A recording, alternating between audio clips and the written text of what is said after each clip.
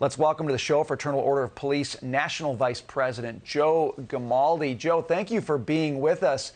That is shocking video. Your reaction to what we're seeing when it comes especially to this transit crime? Well, I think it's important to define just how bad it is. Felony assaults are up 200% over the last 2 years in the New York subway system. Slashings are up 35%. Overall crime is up 75%. We're seeing the same disturbing trend in Chicago where assaults are up 35%. And in Seattle, the bus drivers there don't even feel safe driving the buses because the drug fumes are so bad from the rampant drug use that they can't even drive it. I mean, this is completely insane, and it's not showing any signs of slowing down. The problem is we have rogue DAs, and the unmitigated disaster that is bail reform has created this revolving door criminal justice system, and these criminals have no fear that they're going to be held accountable. I mean, look at this individual. He bashed a woman's skull in with a hammer and kicked her down a flight of stairs. Just the other day, we had another individual who assaulted a woman and wiped feces on her face.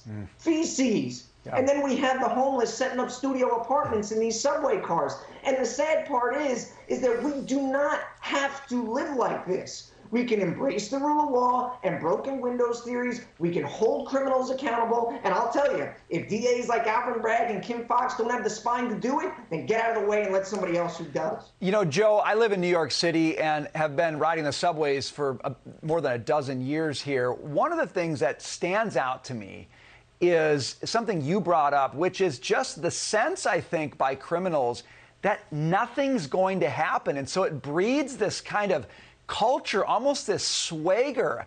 I've watched people just shoplifting 30 pairs of shoes, sorting them out in a subway car. I've watched, actually, this was really sad, young kids, probably 10, 11 years old, clearly had just stolen a bunch of merchandise from Target, ripping it wide open on the subway platform, throwing it anywhere. I confronted them because I thought it was so sad. But, you know, my point is, it's a culture that's growing up. How do you root out that culture?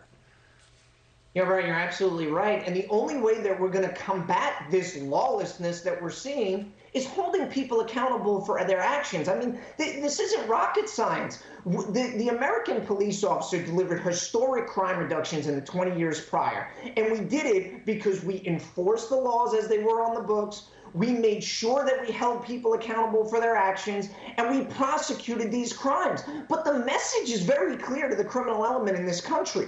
You will not be held accountable for your actions. So we have people who are out on multiple 8 or 9 felony bonds. We're not talking about shoplifting Snickers bars here. We're talking about shooting people, robbing people, and then they get cut a sweetheart deal from a rogue DA. What are you teaching that person? Just go back out there and do it again because nothing's going to happen to you. Yeah, it's violent crime that's so bad. Joe, I'm very short on time, but I got to ask you this because I see police officers in the subway all the time. I thank them for their service and what they're doing. I got to believe this drives them completely nuts to try to deal with this. Just very quickly, what is morale like in some of these big places, big cities? You know, Ryan, I've been a police officer for 17 years, and I've never seen morale as bad as it is right now. We're going out there, we're risking our lives every single day to make a difference in the community. Communities we love, communities we care about that deserve to have safe streets, they deserve to have safe schools, they deserve to feel safe just like everybody else. And when we see our hard work thrown down the drain by some of these DAs and the laws that are in place, it's completely demoralizing to us, not even to mention the rampant violence that is against us. We had 346 police officers shot this year. We're outpacing that number by 60% already this year. It's never been harder to be a police officer in this country than it is right now. And it's a time when we need police officers to be at their very best, to be motivated to do great work in these communities so that we can recover and restore, you know, what people need, families need to live in these places. Joe, we got to leave it there. Thanks for being with us. Thanks for having me.